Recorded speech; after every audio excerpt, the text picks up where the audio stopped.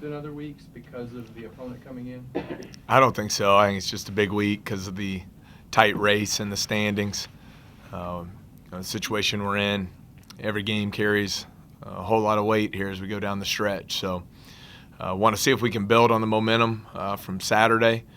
I thought we made a lot of progress as a team Saturday night, and looking forward to 3 good days of preparation heading into Thursday. The fact that there's only one game this week, how much does that play into preparation this week? Does it change anything at all?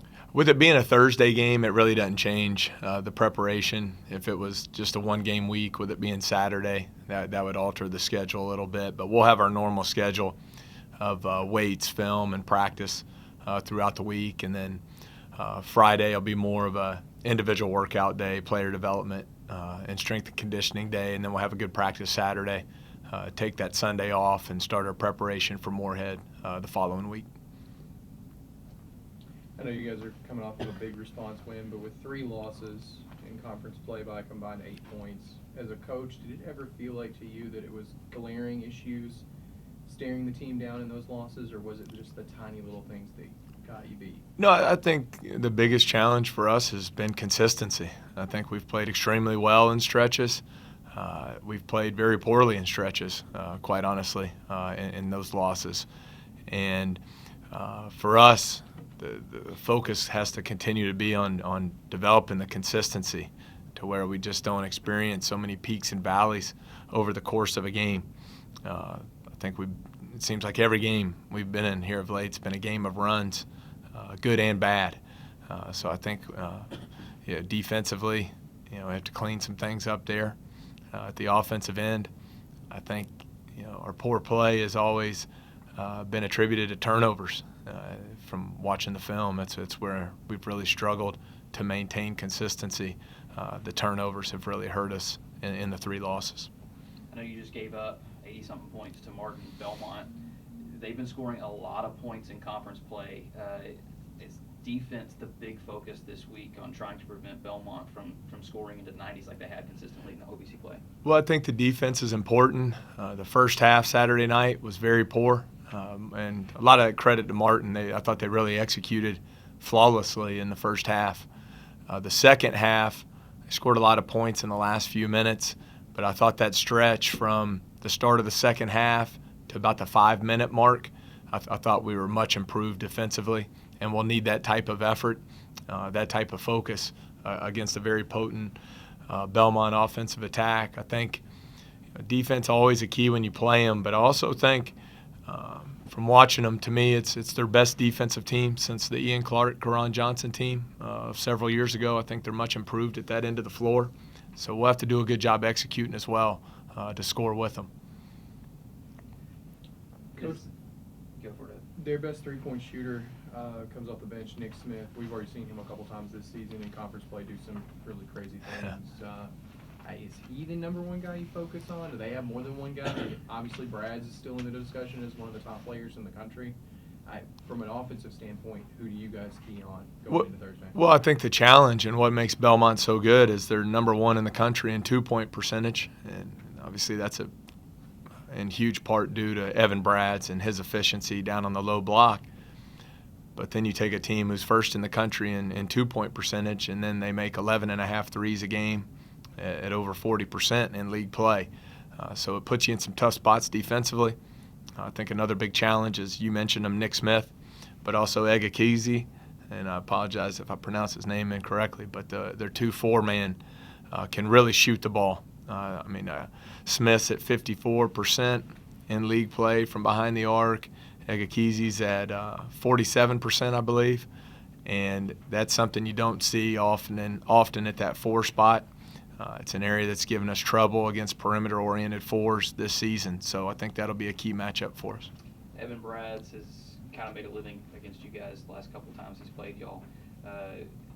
Not giving away any secrets or anything, but whose responsibility is going to have it in the Brads? Is it Breon? Is it Terrell?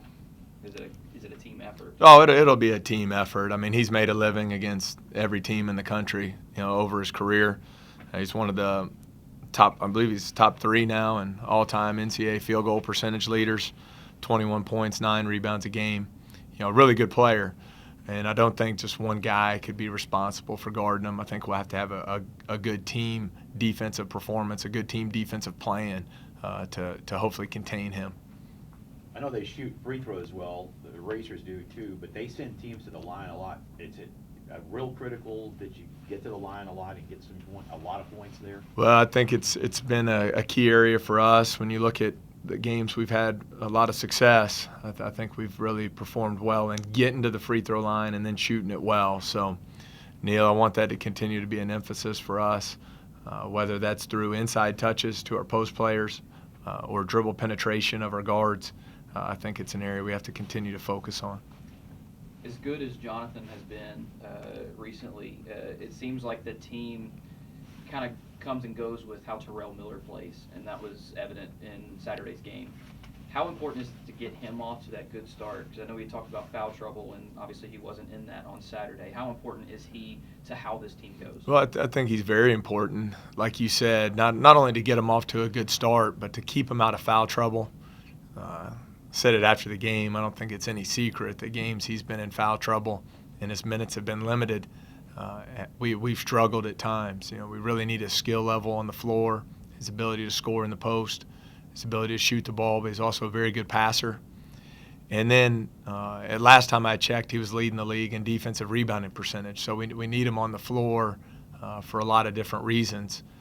So it's important that he doesn't pick up any early fouls and spend any time over there on the bench with me.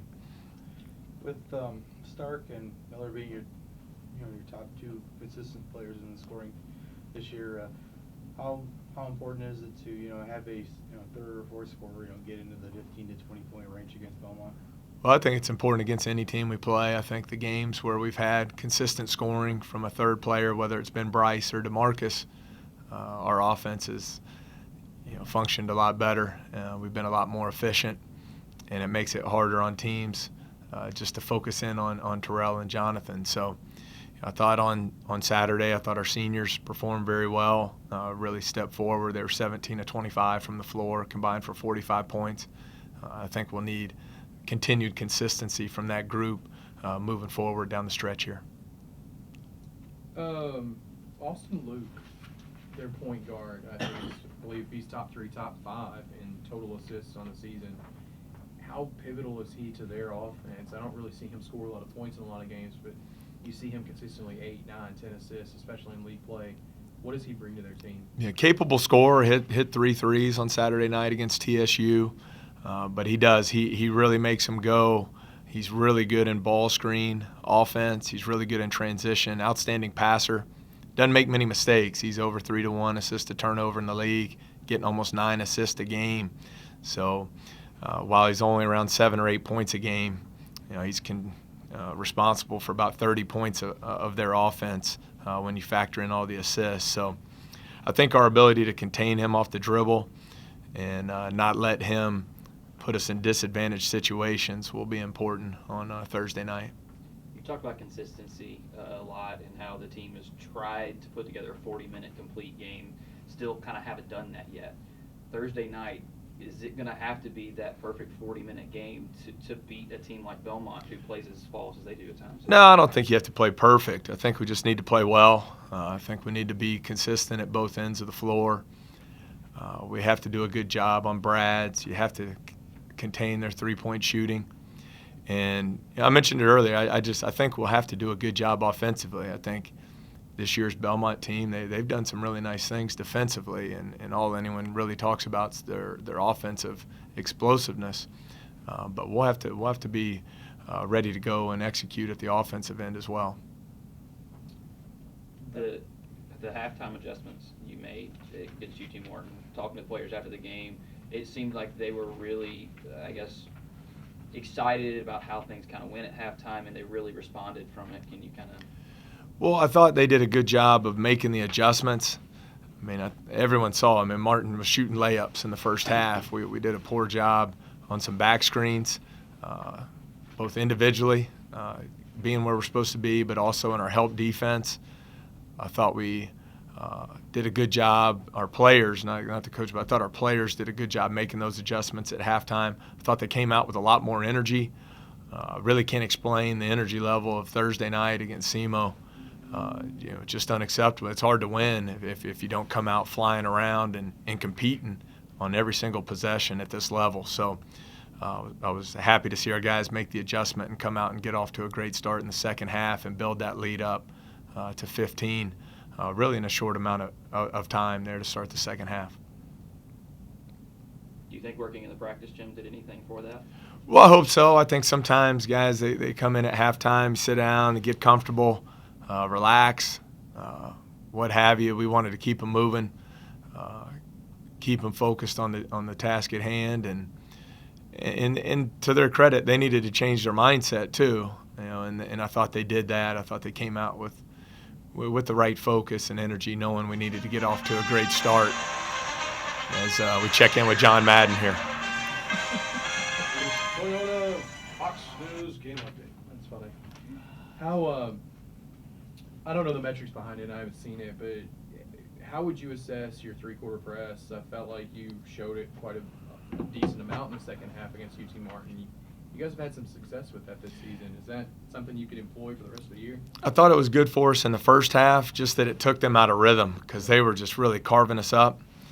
I thought the challenging part of it, as we went on in the second half, I thought Martin made a nice adjustment. They stuck Mobley down there in that back corner, and that leaves one of your big guys guarding a talent like Jacoby Mobley, and it puts you in some tough positions there. So we had to come out of it. But no, I thought it was good for us. It changed the momentum of the game for us in that first half where we were really struggling to guard.